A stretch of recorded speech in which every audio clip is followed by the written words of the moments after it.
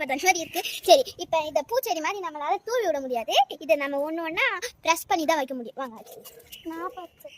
இங்கே ஒன்று அப்படியே போனீங்கன்னா இங்கே ஒன்று ப்ரெஸ் பண்ணி தான் வைக்க முடியும். ப்ரெஸ் பண்ணி வைக்க ஒரு எத்து வச்சுலாம் அதுவே போகணும்.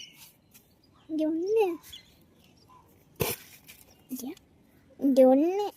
ஓகே ஃப்ரெண்ட்ஸ், இப்போ நம்ம வந்து கீரை வடை போட்டுடலாம். இப்போ பார்த்தீங்களா கடுகு மாதிரி இருக்கு கீரை வடையே. சரி, நீ ஃபர்ஸ்ட் போடு. போடு.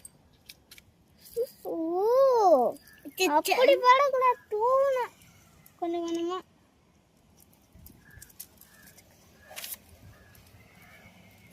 இப்படி தூணும். அப்படின்னா இப்படியெல்லாம் தூணும். எல்லா இடத்துலையும் போட்டாச்சு. இப்போ நம்ம லெஸ்ஸாக தண்ணி தெளிச்சு ஊற்றுவோம். எல்லாம் தெளிச்சு ஊற்றுங்க. லேசாக பண்ணி வண்டி வேறு கீரை போடும். இப்போ வெண்டைக்காய் செடி போடு. வெண்டைக்காய் இப்போ எல்லா விதையும் போட்டாச்சு. இந்த சண்டை யூஸ்ஃபுல்லாக போச்சு. இதை போடுறதுக்கே ரொம்ப கஷ்டப்பட்டவங்க. இந்த விவசாயம் பண்ணுறவங்க எல்லாம் நம்மளுக்கு எப்படி காய்கறி நெல்லெல்லாம் விளைச்சி தராங்களே தெரியல. இதை பண்ணதுக்கே நாங்கள் செம்பரு பக்கம்லாம் போய் எடுத்துன்னு வந்தோம்.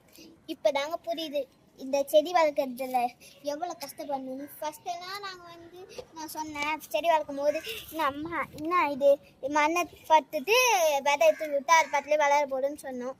ஆனால் இப்போ தாங்க புரியுது இதோட கஷ்டமே. மண்ணெல்லாம் அள்ளி எங்கெங்கேயோ தேடி அள்ளி போகணும்.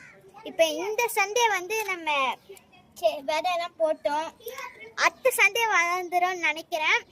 இங்கே பாருங்க, நம்ம எல்லாம் எவ்வளோ கஷ்டப்பட்டு வேலை செய்கிறோம். அந்த பையனை பாருங்க வெட்டியாக உட்காந்து டீ ஆட்டினுங்கிறான். சரி, பாய் ஃப்ரெண்ட்ஸ். இந்த சண்டே சாட்டர்டேல செம்மையாக விளையாடுங்க, ஜாலியாக இருங்க, ஹாப்பியாக இருங்க. ஓகே, பாய். அடுத்த சண்டேல நம்ம பார்க்கலாம் வளர்ந்துருக்கா இல்லையான்ட்டு.